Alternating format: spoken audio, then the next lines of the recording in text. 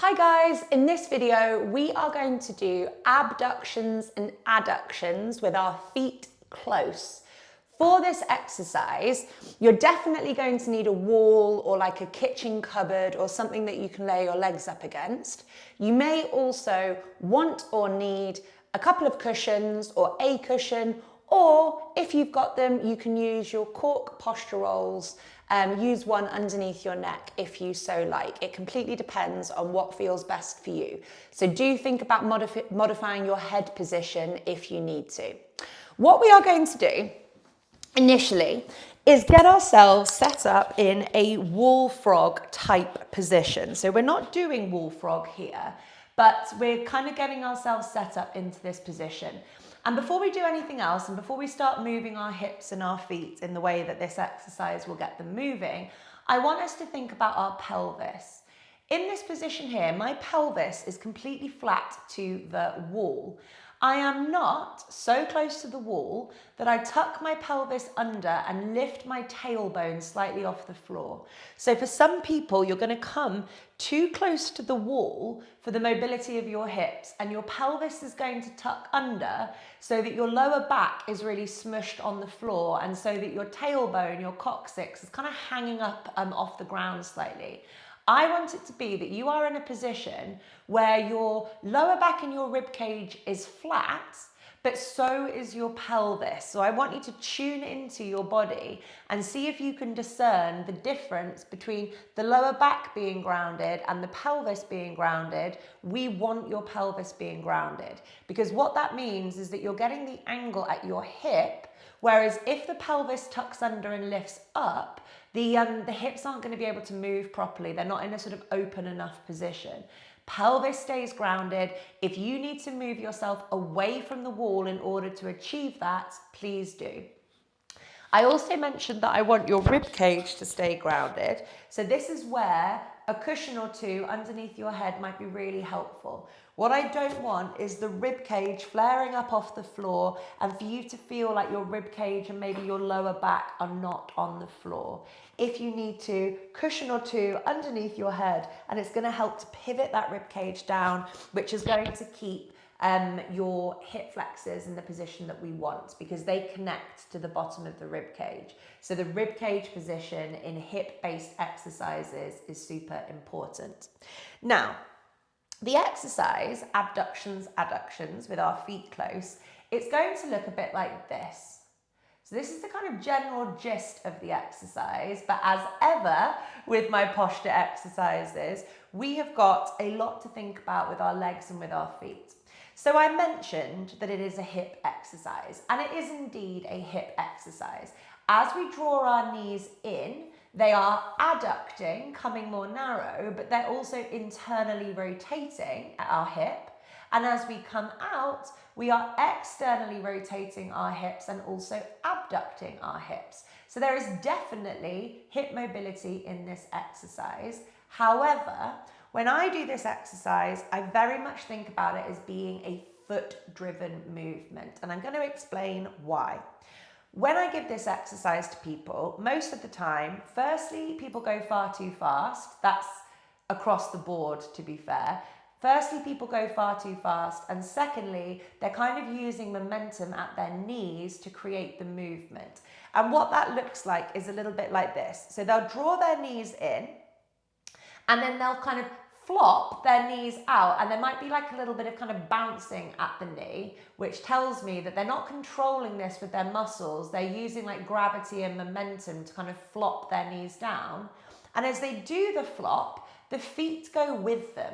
So you might notice that people are kind of doing this and the toes are moving wide.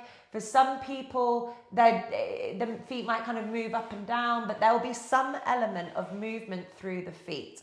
And the most typical movement that I see when someone's not controlling their legs properly is that the toes start to go wide. And what this does is you're taking the feet along with the movement of the hip. So you're not developing an independence of movement between what the hip is doing and what the foot is doing. So controlling the feet here is super important if you want to get the most out of the exercise and do it in the most effective way. So what we are going to do is have our big toe joints directly above our ankles facing up towards the ceiling. So it's like my 2 feet are on train tracks here. Please notice that there is a difference between my toes being where they are now versus my toes being here. I don't want there being any element of toes that are kind of out to the side. You want to think about your toes as being more central than probably feels natural to your body. My big toe joints and my big toes are directly above my ankles, and I'm pointing my toes away in order to engage the arches of my feet. So my toes are not like either pulling back towards me or floppy, because if my toes are floppy, I'm kind of going back out towards this external position. I'm pointing my toes so that I'm creating a sort of banana shape through the feet, and that's going to engage the arches of your feet. So don't be surprised if you get cramp in the arches of your feet, maybe feeding up through your calves and your hamstrings or your inner thighs. That is a great sign that your feet are switching on, and we're going to start rewiring how the feet can communicate with your hips. With your arms, you can do palms facing out to the side, you can have your hands behind your head, you can do whatever feels best for you, but watch that that rib cage doesn't lift up. So what we are doing here in this exercise is focusing on our feet more than we are focusing on our knees.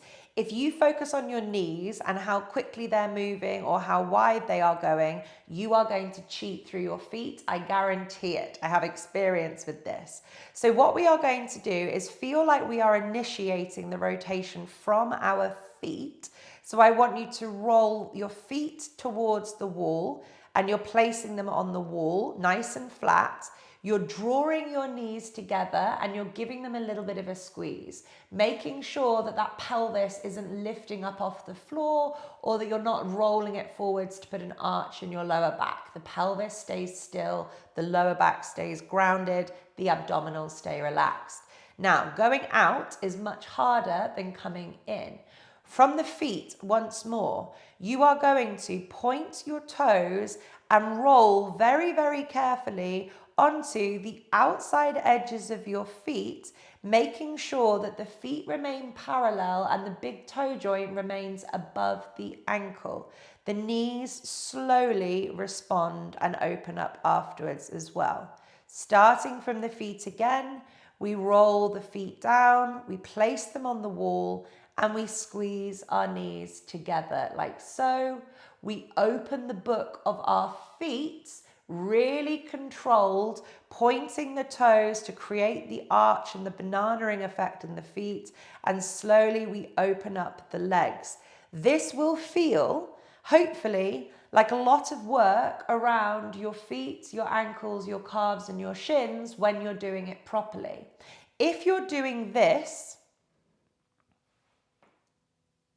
you won't feel anything because you're allowing momentum to flop your legs open and there's no control at the foot.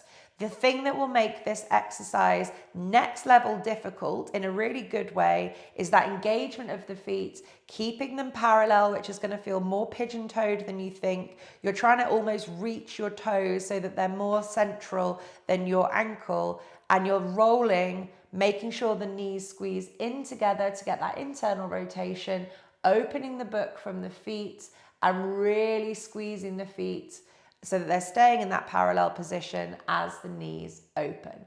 I hope that was helpful. That was abductions and adductions with your feet closed, and I'm going to do another video on abductions and adductions with your feet wide as well.